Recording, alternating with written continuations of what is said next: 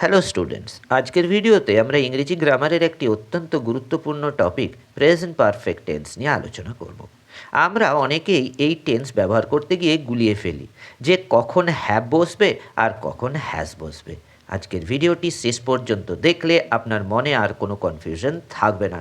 চলুন ভিডিওটি শুরু করা যাক। প্রথমে আমরা জেনে নিই প্রেজেন্ট পারফেক্ট টেন্স কাকে বলে। সহজ কথায় বলতে গেলে কোনো কাজ এইমাত্র শেষ হয়েছে কিন্তু তার ফল এখনও বর্তমান, এমন বোঝালে আমরা প্রেজেন্ট পারফেক্ট টেন্স ব্যবহার করি।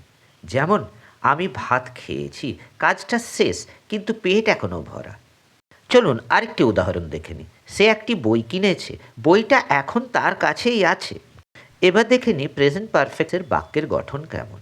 সাবজেক্ট প্লাস হ্যাভ বা হ্যাজ প্লাস ভার্বের পাস্ট পার্টিসিপল প্লাস অবজেক্ট। এখানে আমাদের মনে রাখতে হবে আই, ইউ, উই, দে এবং যে কোনো বহুবচন সাবজেক্টের সাথে হ্যাভ বসে এবং হি, সি, ইট এবং যে কোনো নাম বা সিঙ্গুলারের সাথে হ্যাজ বসে।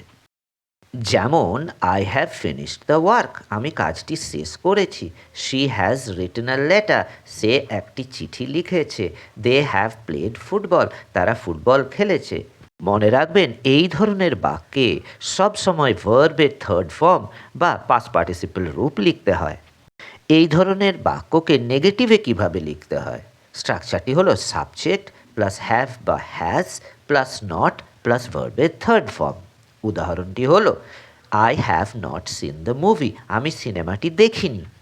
ইন্টারোগেটিভ বাক্য লিখতে হলে তার ফর্মুলাটি হলো হ্যাভ বা হ্যাজ প্লাস সাবজেক্ট প্লাস ভার্বের থার্ড ফর্ম। উদাহরণ হ্যাজ হি অ্যারাইভড, সে কি পৌঁছেছে? অনেকেই প্রশ্ন করেন সিম্পল পাস্ট আর প্রেজেন্ট পারফেক্টের মধ্যে পার্থক্য কী? আসলে সিম্পল পাস্ট মানে হলো কাজটা অতীতে শেষ হয়ে গেছে, যেমন আই এট রাইস, আমি ভাত খেয়েছিলাম। আর প্রেজেন্ট পারফেক্ট হলো কাজটা এইমাত্র শেষ হয়েছে, যেমন আই হ্যাভ ইটেন রাইস, আমি ভাত খেয়েছি।